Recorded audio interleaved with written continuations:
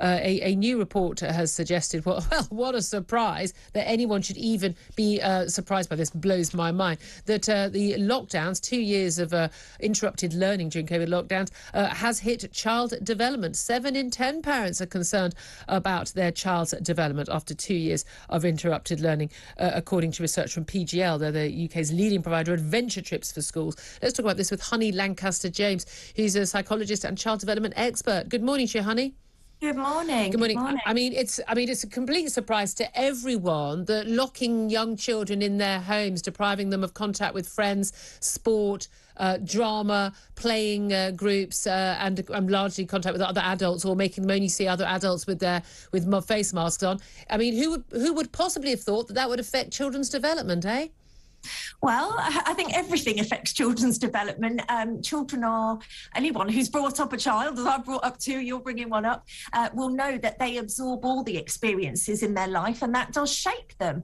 I think we don't need to be too doom and gloom about it, because for all of the deficits that I think children have been through, some families have also noted that they've had improvements. So they got more time together as families at particular points and things like that. So I think we do need to be a bit balanced about it. No, there's no doubt at all. Polling at the time, certainly in the first lockdown, a lot of parents were saying, actually, we're actually spending more time together than we used to, and that is lovely. Again, probably much easier for those who were working on their laptops, drinking soy lattes, which the vast majority of the country wasn't. They were struggling to make ends meet and having to go out to work, stock supermarket shelves and the like. But the key thing is, children don't just need their parents. They do need their parents, but they also need outside, inspiration and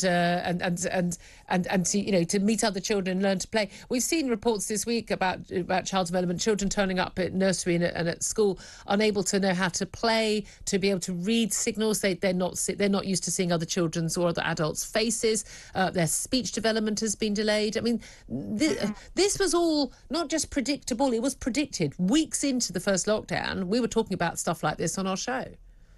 Yeah, I mean, I think undoubtedly there will be effects, and probably for many years to come, there will be studies into, how this particular cohort, this particular sort of age group are going to be different.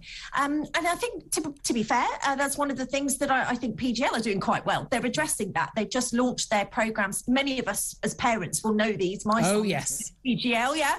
They used to call it Parents Get Lost. Yeah, listen, I'm not being paid by PGL, but PGL, they're the school trips that my daughter actually looks forward to, the ones that aren't to a museum in York. No offence, York, but they're adventure type things, and I think they're launching them for a younger age group now. So when my son did it, it was in year 6. Now you can do it in year 4.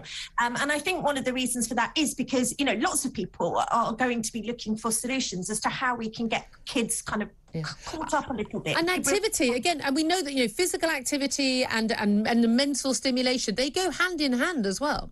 Yeah, absolutely. I mean, all the experiences that we have in early childhood do contribute to shaping us, and they build our confidence, they build our resilience, they prepare us for the world in front of us, of course. So those experiences can be different for every generation. My childhood experiences can be very different to today's child, but ultimately it is about having exposure to all the different things that we're going to face in life, so we can build up our confidence and our resilience. And indeed. I just worry we've just brought up a generation of children who've just been, told that they're a risk to, they're going to kill their granny if they breathe on them, and I just don't think, or if they shouldn't come into contact with people. I just think that's a terrible, terrible thing to tell any child.